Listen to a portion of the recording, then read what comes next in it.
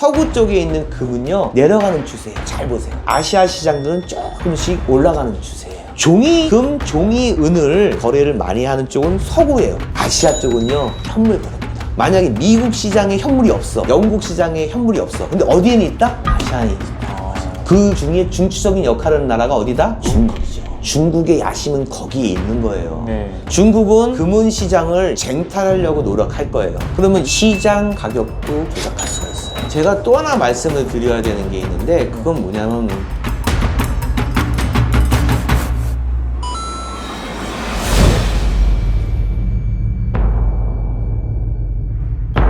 또 하나 알려드릴게요. 네. 런던 금 시장의 그래프를 한번 보세요. 미국 시장의 금 그래프를 보세요. 아시아의 금 그래프를 보세요. 공통점이 보여요. 서구 쪽에 있는 금은요 압박형이에요. 내려가는 추세예요. 잘 보세요. 그리고 아시아 시장들은 조금씩 올라가는 추세예요. 종이금, 종이은을 보이지 않는 거래를 많이 하는 쪽은 서구예요. 영국, 미국. 네. 아시아 쪽은요 현물 거래입니다. 네, 현물을 사랑하는 거죠. 네. 만약에 미국 시장에 현물이 없어, 영국 시장에 현물이 없어, 근데 어디에는 있다? 아시아에 있다는 거죠. 그 중에 중추적인 역할을 하는 나라가 어디다? 중국이죠. 중국의 야심은 거기에 있는 거예요. 네. 우리 요번에 좀 일이 좀 틀어져가지고 네. 한 5톤만 좀 줘. 당연히 주지. 뭐 필요해? 가져가. 걱정 없네? 중국이 좀 은 많은가 봐. 위급하고 이럴 때마다 좀 빌려 써야지. 네네네. 오해하지 마세요. 처음엔 줘요. 그렇지만 중국이 결정적일 때 줄까요? 안 줍니다. 한두 번, 세 번, 네 번, 다섯 번 줘. 근데 시장의 가격 형성과 서구의 중심이 아시아로 몰리게끔 하는 수단이 될 수가 있다는 거예요. 거기에 중추적인 역할을 하는 게 중국이고요. 도시는 어디일 것 같아요? 제가 알기로 홍콩, 싱가포르예요. 싱가포르예요? 네. 아, 우리도 지금 그 은이 싱가포르에서 오는 거예요. 아, 그래요? 예. 왜냐하면 거기는 이제 유럽 지역도 커버할 수 있고요. 항만과 이런 걸 어마어마하게 한 무역 국가잖아요. 네네네. 아까 얘기한 홍콩도 맞아요. 중국에서는 홍콩을 허브 도시로 만들어요. 금과 은을요. 네네. 왜냐하면 자유무역을 할 수가 있기 때문에. 네네네. 근데 국가가 이거를 아마 입김이 들어가죠. 그러니까 중국은 금은 시장을 쟁탈하려고 노력할 거예요. 그리고 시장 가격도 조작할 수가 있어요. 이러한 압축적인 일들이 막 생긴단 말이에요. 네. 압축단에 뭐라 그랬어요? 폭발. 폭발. 네. 폭발하면요 그냥 용광로 마그마가 튀어 올라온다니까 이러고 팍 하고요. 걷잡을 수 없어요. 네. 모든 자산은요 크게 오르는 건 심리예요. 야야 어떻게 은값 엄청 올랐다며? 이제 은 현물이 없대잖아. 응? 요번에 몰랐어? 미국에도 현물이 없어갖고 못 지불했대. 응? 뉴스에 나와요. 선물 3월분에 현물 인도가 엄청난 양이 많아서 은값이 폭발합니다. 사람들 너도 나도 삽니다. 여러분들이 그때까지 기다리면 패배자라는 거죠. 조금이라도 이 압축이 되는 이 과정에 있을 때는 사도 되는 거죠. 근데 폭발할 때 사면 어떡해? 왜 굳이 없다는데 계속 달래냐고요. 그럴 필요 없잖아요. 보세요. 중국이 어떤 역할을 하든지 미국이 그런 역할도 할 수 있지만 저는 중국이 어떤 역할을 할 수도 있다는 생각이 들어요. 1973년도인가 헌터 형제라는 애가 있었어요. 걔네 형제인데 아버지가 부자야. 근데 이 헌터 형제가 가만히 생각해보니까 아이디어가 생각이 난 거죠. 네. 야, 내가 부자가 되고 싶은데 요즘은 부자가 되려면은 돈이 많은 사람이 유리하다고 그러는데 우리 돈 좀 많잖아. 그럼 돈 좀 벌면 어떡할까라고 생각한 거죠. 그래서 생각한 게 뭐예요? 은을 매집한 거예요. 주위에 있는 은들을 다 돈 주고 사 모았어요. 막 다른 주도 가갖고 막 광고를 내가지고 막 그래서 은을 엄청나게 모았어요. 그랬더니 어떤 일이 벌어져요? 은값이 2배로 올랐어요. 그걸 본 헌터, 이 사냥꾼 애들이 이거 봐라 돈 벌기 쉽네? 선물을 하자. 네. 우성 씨, 네. 나중에 모아들여서 선물 같은 거 하면 큰일 나요. 선물은 진짜 큰일 나요. 절대 그런 거 하면 안 돼요. 네, 알겠습니다. 도박. 근데 얘네들이 어떻게 했냐면은 선물로 은을 갖다가 엄청나게 산 거예요. 그리고 나서 현물로 받았어요. 어디서 많이 들은 것 같죠, 이거? 현물로. 네. 선물로 신청한 나의 모든 은들을 전부 다 현물로 달라고 한 거예요. 근데 거기서도 그때 처음엔 놀랬어. 아, 이걸 돈으로 드리면 안 될까요? 아, 좀 싫어요. 현물로 주세요. 그래가지고 그때 당시에는 뭐 99.99% 이게 아니라 막 찌그러지고 막 이런 것들도 막 줬어요. 근데 그거 다 모았어, 이만큼씩. 그랬더니 무슨 일이 벌어져요? 4배로 올랐어.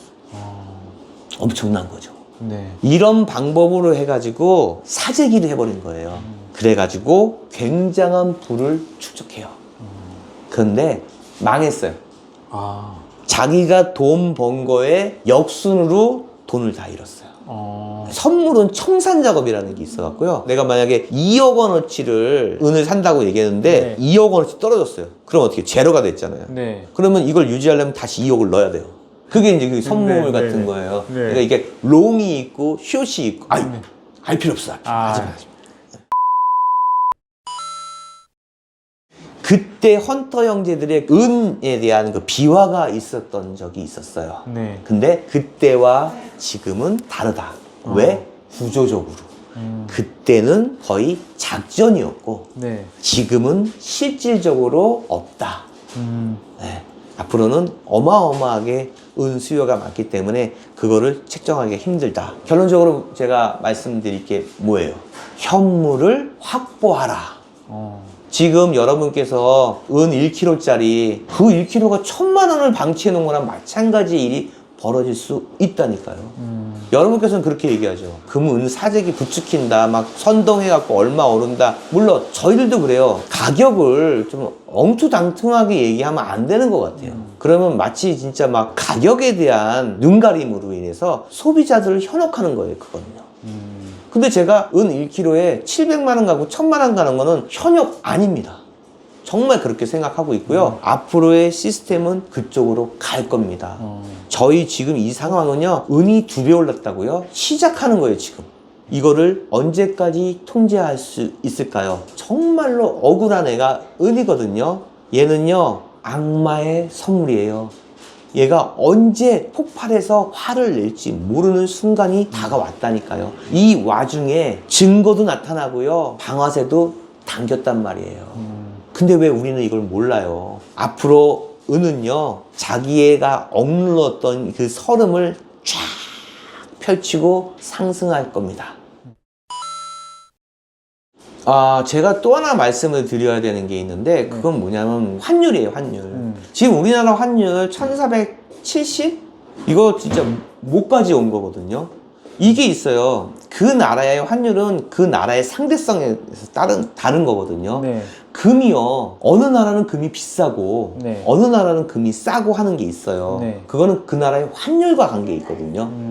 우리가 터키처럼 되지 말라는, 베네수엘라처럼 되지 말라는 법이 없단 말이에요. 그게 무슨 말이냐면은 우리나라 돈의 가치가 떨어지면 네. 어디 가서 우리나라 돈 잘 받지 않을 것 같은데 네. 그 와중에 달러 값이 1500, 1600, 2000까지 오른다면 금값은 더블 오르는 거예요. 우리나라만. 그러면 다른 나라에 비해서 우리나라 금값이 비싸지는 거예요. 네. 왜? 환율 때문에. 국제 금시세는 공통이에요. 그렇지만 그 나라의 금값도요, 환율이 오르면 금값도 오르는 거예요. 그거 되게 중요하거든요. 그거 한번 생각해 보시고요. 트럼프가 관세 정책을 밀어붙이고 연방준비위원회 의장한테 금리 인하를 압박하고 하는 이런 모든 요소들이 그 중에 30%는요, 나라를 위해서 그런 게 아니라 자기를 위해서 그러는 거예요.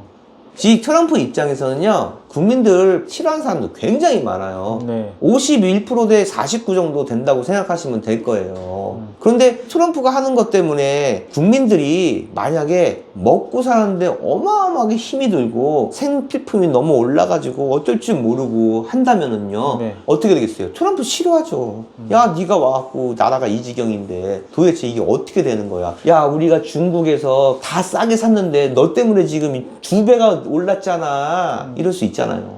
그러면 트럼프는 어때요? 안정을 시켜야 되죠. 슈퍼 사이클. 지금 그 흐름을 탔잖아요. 네. 여기에 트럼프가 도와주고 있다니까요. 왜? 돈을 막 풀잖아요. 네. 왜 풀어? 국민들이 군소리 못하게 푸는 거예요. 그리고 또 하나는 뭐예요? 미국 국채 이자를 싸게 갚으려고 하는 거예요. 여러분, 사는데 뭐 불편하시면은 5천억 달러 풀겠습니다. 여러분, 마음껏 쓰시고, 네, 걱정 없이 잘 있으시죠. 왜? 2026년도 11월 3일 중간선거 때문에.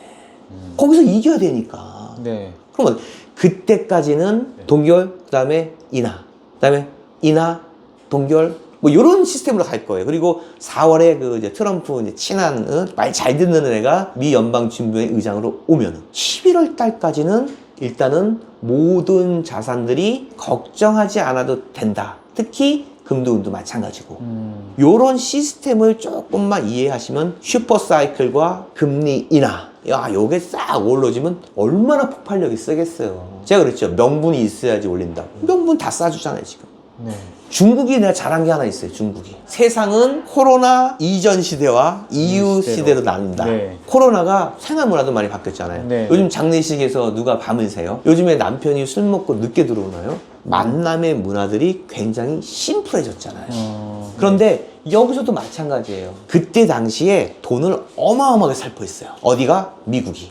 아, 우리 국민들 큰일 났네. 직장에 일도 못하고 월급도 큰일 났네. 돈 팍 풀었어.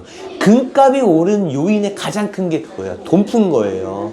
왜? 10년 동안 돈을 발행할 수 있는 거를 1년 만에 다 했으니까 금값이 10배 올라야지. 네. 그게 맞는 거지. 그런데 유럽은 더 풀었어. 유로화를. 그걸 뭐라 그러는지 알아요? 헬기 샤퍼라고 그래. 헬기.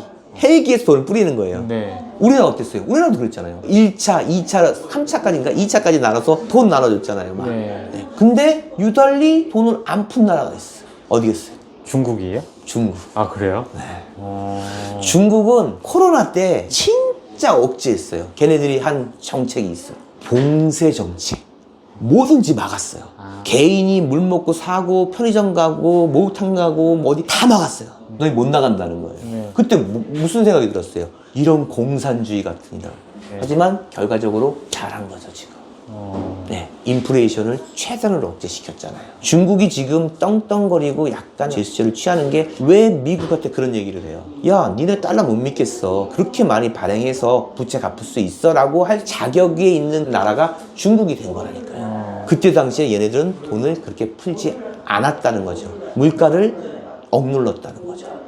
뭐 이런 얘기 해도 되나 하면서도 계속 하지만 우리나라 마찬가지예요. 우리나라. 네. 10만 원씩 준다, 20만 원 준다, 한 번 더 준다. 코로나 때 막 줬잖아요. 네. 그게 민생을 위해서 도움이 된다면은 저는 할 말은 없지만 미래를 위해서는 그건 하지 말았어야 된다고 생각을 해요. 돈을 풀었다는 거는요, 어려운 사람들을 도와주었다고 생각을 하지만요, 결국은 그분들은 더 힘들어져요. 물가가 오르니까요. 네. 그분들이 기초적으로 먹는 쌀, 김치 뭐 이런 거 있잖아요. 이런 것들이 오르면 더 고통스럽다니까요. 베네수엘라도 마찬가지잖아요. 걔네들이 석유가 펑펑 나고 세계 2위 국가는 뭐예요? 석유 팔아서 돈 모은 거 갖고 뭐 했는지 알아요? 다 복지했어요. 복지. 너희들 나라만 믿어라. 나라에서 이거 다 해준다. 아니죠. 만약에 얘네들이 그 정유시설을 외국에 맡겨서 걔네들이 돈 벌게 해주는 게 아니라 그 돈으로 걔네들이 기초 확립을 할 수 있는 사업들을 개발을 했었어야죠. 그때 당시. 그냥 평생 나올 줄 알고 외국 애들 돈 벌어주면서 너희 돈 많으니까 니네들이 다 만들어. 그게 아니었어요. 그때 너무 샴페인을 팍 터뜨렸다는 거죠. 지금도 그런 후유증을 다 겪고 있는 거죠, 지금. 과도한 복지보다는요, 조금만 더 참으면, 이겨내면, 우리나라 얼마나 많은 걸 이겨냈습니까? 외침을 얼마나 많이 당했는데요. 강대국 밑에서 육교 역할 하면서 지금까지 생명 유지하고 그 조그만 나라에서 경제대국 10위 안에 드는 건 기적이에요, 기적. 견뎌낼 수 있다고요. 그거보다 더한 것도 견뎌냈으니까요. 네. 그러니까 금과 은이 오르는 나라는 불행한 나라예요. 불행하니까 금과 은이 오르는 거예요. 믿지 못하는 사회니까 금과 은이 오르고요. 우리 자녀들이 좋은 세상에서 살아야죠. 저는 그렇게 생각을 하고 있습니다. 여러분, 제 말을 귀담아 들어주십시오. 감사합니다. 감사합니다.